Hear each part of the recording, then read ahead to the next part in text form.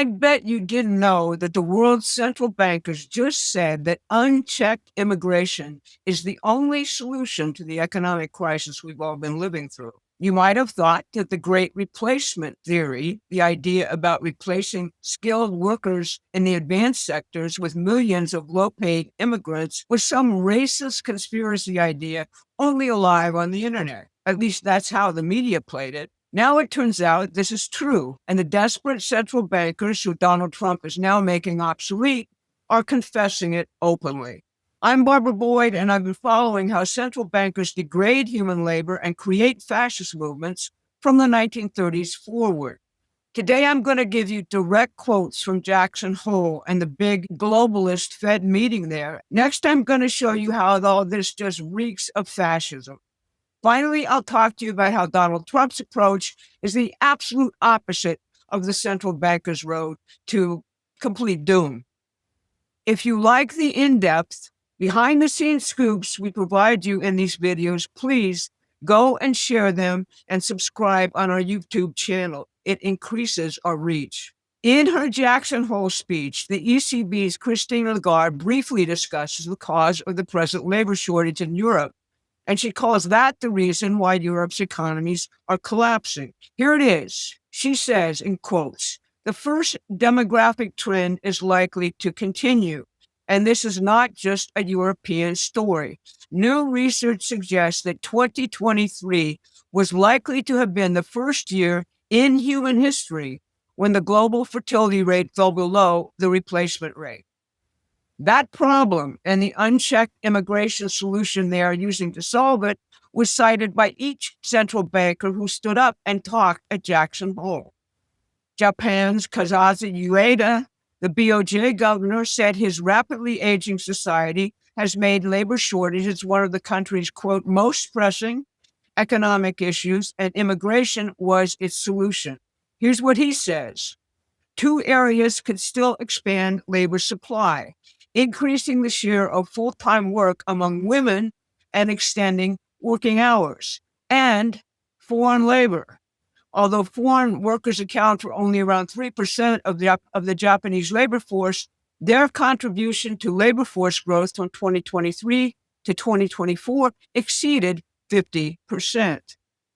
Lagarde declares the goal of increased labor supply to be, and I quote, lower real wages and fewer hours worked, and says mass immigration solves the supply problem. Again, a quote, although they represented only around 9% of the total labor force in 2022, foreign workers have accounted for over half of its growth over the past 3 years. Without this contribution, labor market conditions would be tighter and output lower. What the central bankers failed to mention is that their 50-year campaign for zero population growth in order to maintain their power has created this very crisis. They have used wars, unchecked epidemics, the pagan religion of environmentalism, and a deliberate attack on the family unit to halt population growth and destroy the scientific and technologically progressing economics necessary to sustain it. If you see from their quotes, they're planning on continuing the same thing. In a shocking quote to Deutsche Press Agentur in 1988, none other than Prince Philip himself declared their goal. He said he wished to be reincarnated as a deadly virus to help solve the problem of overpopulation. Otherwise, in her appearance on Fox News Sunday, Lagarde defended the Green New Deal environmental death cult, defended the Fed's independence, and argued that the funds Europe stole from Russia's central bank when the Ukraine war started should stay with the Europeans.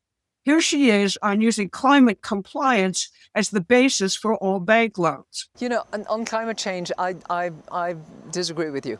I really disagree with you because as part of our mission, the ECB must do supervision of the banks, right? It's a separate umbrella, but it's part of the ECB. And in the supervision of banks, it is our duty to check the climate change risk to which banks are exposed. You know, if I have a mortgage on a house which is located by the ocean line, and there is a risk of flood, or there is a risk of that house never being insured again.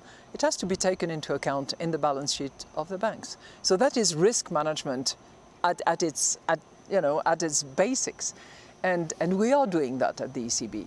I think the Fed has been very, very much on the fence in relation to climate change, and I wouldn't say that the Fed has been actively participating in any of our debates on climate change, including from a risk management perspective. This economic policy is fascist.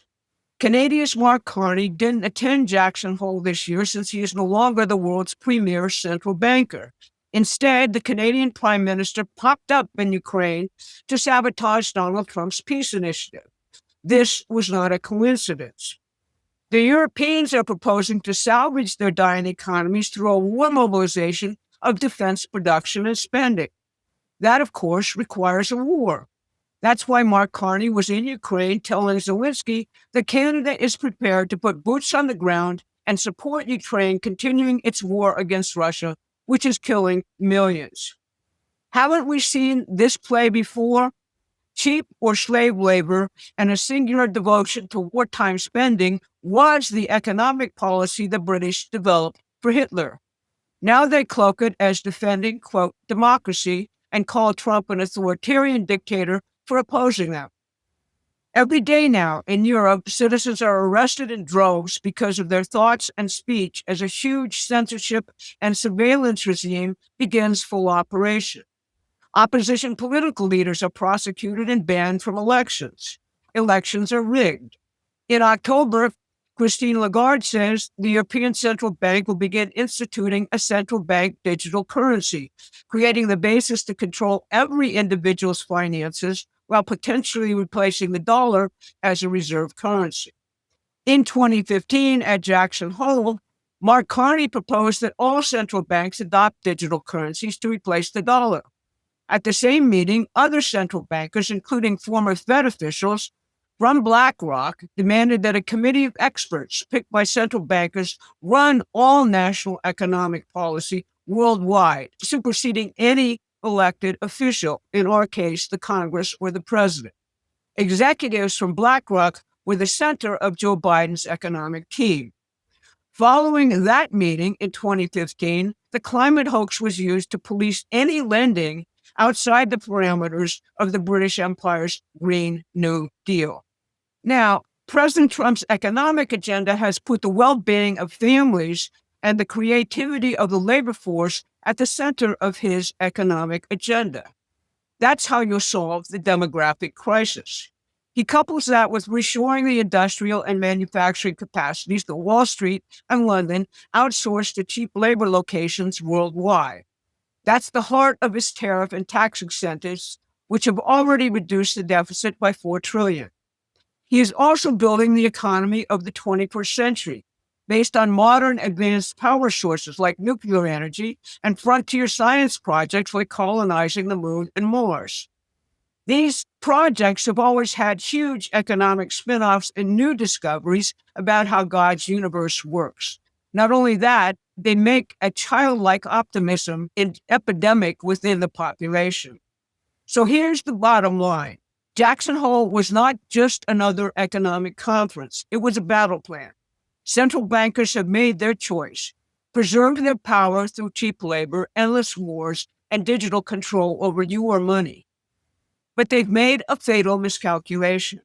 Trump's America First policies aren't just working, they're proving that their entire system is obsolete.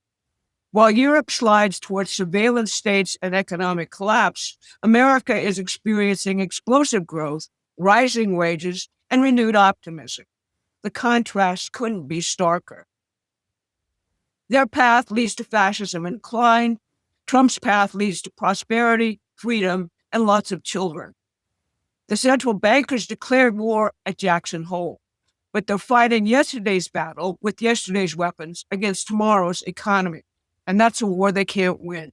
Christine Lagarde will be on Maria Bartiromo again today on Fox, so this looks like an obvious campaign, which we will follow at Promethean Action intensely. Paid subscribers to Promethean Action get all the background links to our research for this broadcast. Make sure you're subscribed and hit the like button and share this video.